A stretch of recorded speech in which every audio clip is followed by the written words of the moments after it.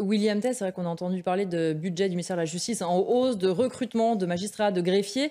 Mais on a tellement de retard qu'en réalité, est-ce qu'on est vraiment sur le fait de redonner des moyens à la justice ou est-ce qu'on compense simplement les aides qui n'ont pas été apportées pendant un certain nombre d'années? On est en train de rattraper un retard parce que la justice, comme la police, sont les parents pauvres du budget de l'État. Je pense que beaucoup de Français se posent la question, comment ça se fait qu'avec autant de dépenses publiques, il faut rappeler quand même que la France est le recordman des dépenses publiques dans le monde et le recordman des prélèvements obligatoires et du budget social dans le monde, eh ben, on a mis aussi peu d'argent sur la police et sur la justice. Il faut rappeler que sur la justice, la France dépense 2 fois moins par habitant que l'Allemagne notamment.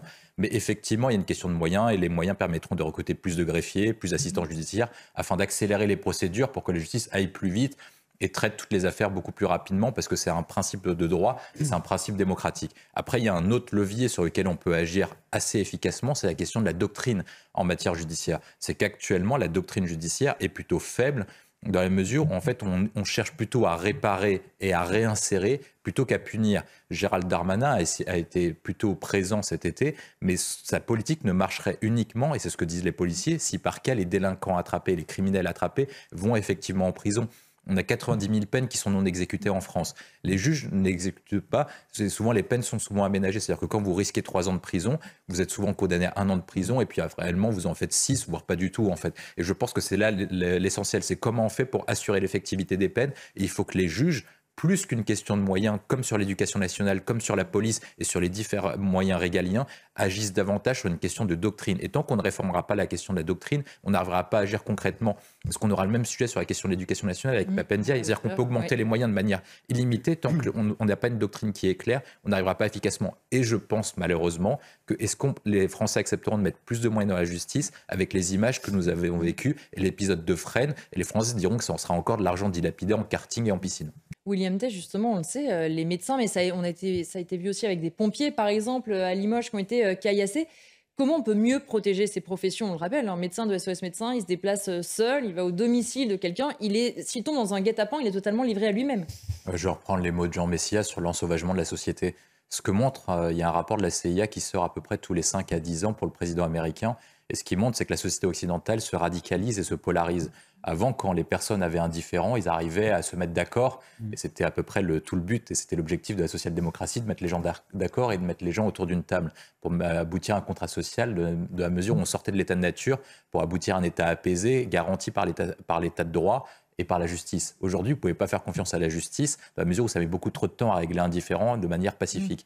Est-ce que l'État est encore en mesure d'arbitrer un différend? Donc en fait, les gens décident d'arbitrer eux-mêmes leurs propres différends. Ça aurait pu aller bien, mais si par cas, on n'avait pas le deuxième élément que donne le rapport de la CIA, c'est-à-dire la radicalité.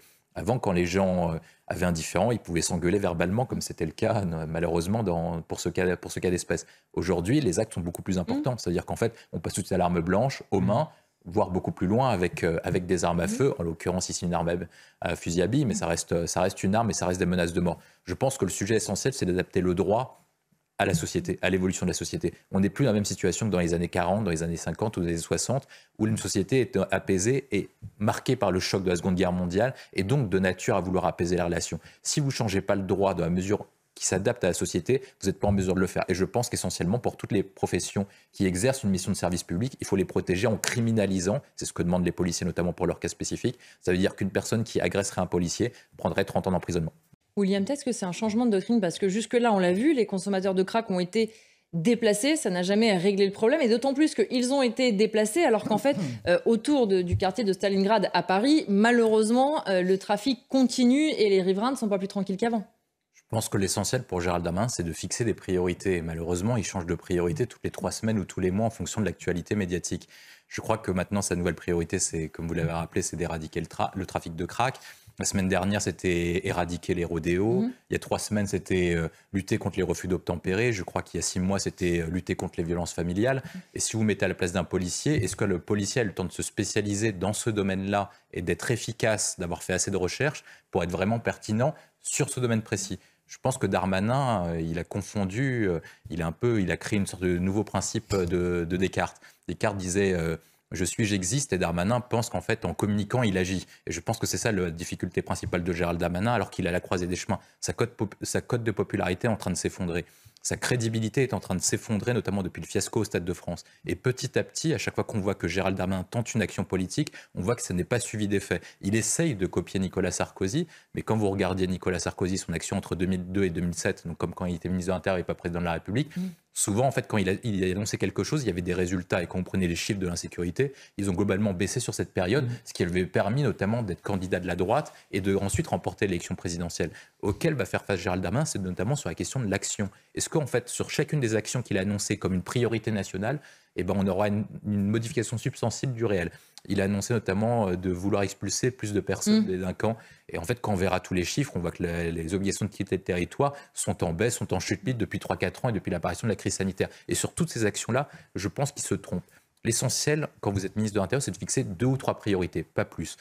La priorité du trafic de drogue, pour moi, est une des plus importantes parce que la drogue est ce qui cause et ce qui détruit une civilisation. Nous, on travaille beaucoup sur le conflit entre la Chine et les États-Unis. Et la Chine, à cause de l'opium, a mis 100 ans et a connu ce qu'on appelle le siècle de l'humiliation avant de se redresser. Si nous, on ne met pas ce sujet-là en premier, eh ben, on risque un effacement de notre civilisation. Et si Parquet lutte dessus, dans ce cas-là, il consacre, par exemple, sur 100 policiers, il met 30 à 50% des policiers sur ça et il lutte contre le trafic de drogue. Mais il ne pourra pas mettre 125 policiers sur la lutte contre les violences familiales et toutes les autres priorités. Non, je pense William que je sais qui justement, sur la question de la colonie lunaire, Donald Trump, lorsqu'il était président des États-Unis, avait signé un décret pour permettre l'exploitation de minerais, notamment des météorites et sur la Lune. Moi, je pense que les États-Unis, de toute façon, quand ils font des grands projets, c'est très rare que ce soit pas rentable. Ils sont plus malins que nous. Et je suis un peu jaloux de ce qu'ils font. C'est-à-dire que nous, à l'époque, à un moment, lorsqu'on avait les grands projets gaulliens, on rêvait encore, on produisait le Concorde, le TGV, etc. Et je pense qu'il faut se rediriger vers ça. Pourquoi est-ce que les États-Unis font ça? Parce qu'ils affrontent la Chine et c'est un conflit qu'Emmanuel Macron a qualifié de systémique, c'est-à-dire sur l'ensemble des sujets. Ce sera un conflit sur terre, ce sera un conflit sur mer, notamment dans le Pacifique, ce sera un conflit dans les airs pour savoir qui aura les meilleurs avions, ce sera un conflit sur le cyberespace. Et ça devient vrai enjeu, effectivement. On commence à parler de cette diplomatie du cyberespace dont on ne parlait pas il y a encore pas si longtemps que ça. Ce qui va se jouer, notamment pour chacun de ces pays, notamment pour les deux, parce qu'ils se rebattent pour devenir le premier pays mondial d'ici 2049, parce que c'est l'horizon fixé par le président chinois Xi Jinping, c'est qui va être le premier sur tous les segments. Et ça peut être une course uniquement entre l'URSS sur une question de modèle ou sur une question économique. Ils vont se battre sur tous les plans et on va avoir un enjeu sur tous les plans. Donc je pense pour les États-Unis, 2 milliards pour le décollage, c'est pas très cher. 20 milliards pour le projet, c'est pas cher du tout. Quand on regarde les montants mis pour les États-Unis, il faut se rappeler en comparaison qu'ils ont mis uniquement pour contrôler la ressource du pétrole au Moyen-Orient, ça leur a coûté 5 000 milliards de dollars en 10 ans. Donc 20 milliards, c'est pas beaucoup.